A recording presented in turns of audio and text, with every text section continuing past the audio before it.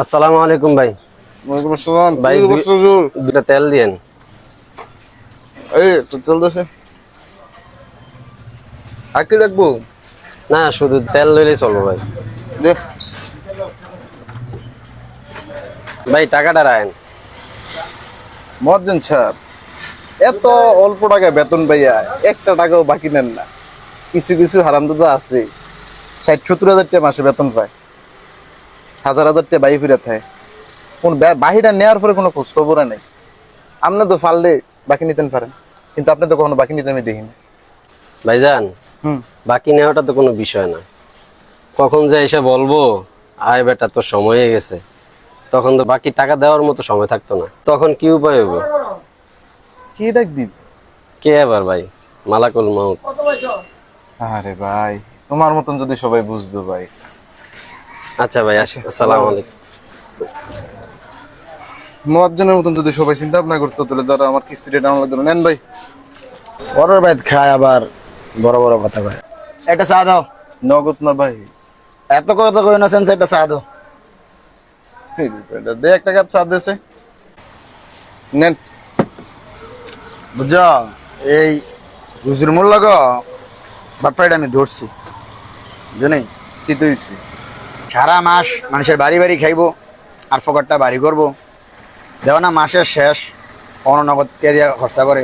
যদি বাজার করুন লাগতো তো মনে করতে ঠেলাটা বুঝতো, গাওতে বাতাস লাগে না, বুঝো না?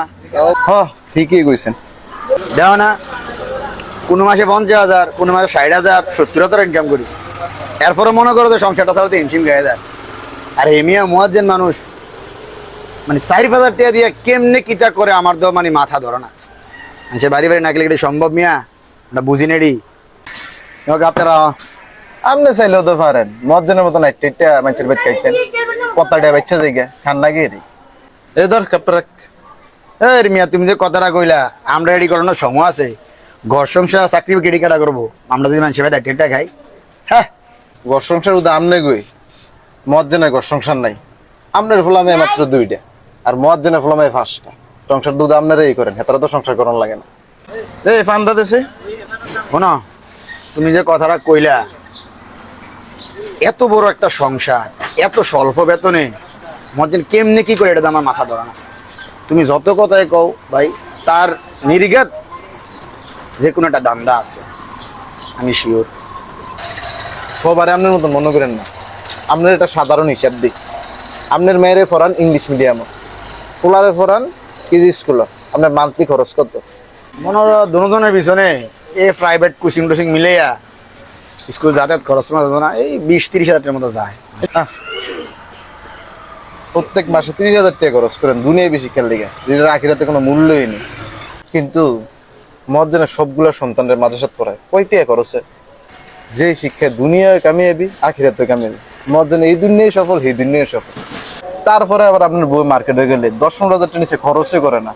মজ্জনের বই কোনো বাজারও দেখছেন না আমি। হেতারের বউ বাজারও যায় না, আলগা কোনো তাও খরচ হয় না। আরে মিয়া, আপনার বউ আর মাইয়ের যে পার্লারের খরচটা, এই খরচটা দিয়ে মজ্জনের পরিবার 2 মাস চলতে পারে। হাজার হাজার টাকা তো আরাম পথেই খরচ করতে আছেন, আল্লাহর পথে তো একটা খরচ করেন না। এই টাকা বরকত পাবেন কেন? ভাই কথাগুলো খারাপ কও নাই, কিন্তু কি করবো কও, এখন আর যোগ দেয় দেয় এমন যুগের সাথে তাল মেয়া না চললে কি চলে কও? এই তো লাইনে এসেছেন, আপনারা এই যুগের হারাম সভ্যতারে গ্রহণ করছে। আর দেখেন মজ্জেনরা আমার নবীর আদর্শ এখনো আগলেই রাখছে। ওরা তারা হালাল হারাম সবকিছু মাইনা চলে, এই জন্য তাদের রিজিক এর মধ্যে এত বরকত। আল্লাহর রাস্তায় চলা খুব কঠিন আপনাদের জন্য, আর হুজুরদের জন্য খুব সহজ ও শান্তির। ঠিকই কইছেন। মুয়াজ্জিন রে না বুঝা মুয়াজ্জিনের ব্যাপারে বাজে মন্তব্য করা আমার আসলে উচিত হয়নি। আচ্ছা ভাইয়া, আমি আজকে কালকের মধ্যে ইনশাল্লাহ তোমার বাকিটা শেষ করে দেওয়ার চেষ্টা করবো। হ্যাঁ আচ্ছা আচ্ছা ভাই, দাঁড়ান দাঁড়ান দাঁড়ান, একটা কথা শুনে ভাই। ইসলামে দাওয়াত গ্রহণ করা হচ্ছে সুন্নত। আমি আপনি দাওয়াত পেলে চিন্তা করি কয় টাকা খরচ হইব আর কি দিলে আমাদের সম্মানটা টিকে থাকবে। কিন্তু মজ্জেনরা দেখেন, তারা দাওয়াত পাইলে ওই আল্লাহ রাসূলের তরিকা মোতাবেক তারা ওই সুন্নত পালন করতে যায়। আবার দেখেন ভাই, মজ্জেনরা খাইয়া আসার সময় যে যতটুকু পারে একটা মজ্জেনরা হাদিয়া দেওয়ার চেষ্টা করে। এটা আল্লাহর বান্দারা মন থেকে দেয়। আরেকটা বিষয় ভাই, হাদিয়া গ্রহণ করেও কিন্তু সুন্নত। আর এইসব বিষয় তো আপনি জান বুঝবেন না ভাই, জান। আচ্ছা ভাই, ভালো থাকো। আসসালামু আলাইকুম। ওয়ালাইকুম আসসালাম। আসসালামু আলাইকুম। ওয়ালাইকুম ভালো সালাম। আছেন মদিন সাহেব? আলহামদুলিল্লাহ, কেমন আছেন ভাই? আপনার কাছে যাইতে নিয়েছিলাম আর কি। এখন কালকে বাদ জোহর আপনাদের কাছে একটা ডাল ভাত খাওয়াতে এসেছিলাম আর কি। যদি দাওয়াতটা গ্রহণ করতেন খুব খুশি হইতাম। ইনশাল্লাহ ভাই, আল্লাহ যদি সুস্থ রাখে ইনশাল্লাহ বাদ জোহর ইনশাল্লাহ। আর সম্ভব হলে 3-4 জন এতিম নিয়ে আইসেন আর কি। মাশাআল্লাহ, আল্লাহ আল্লাহ তাআলা আর ওই বাইরে শুনি আপনিও আইসেন। আচ্ছা, আসসালামু আলাইকুম। আসসালামু আলাইকুম। ওয়ালাইকুম আসসালাম।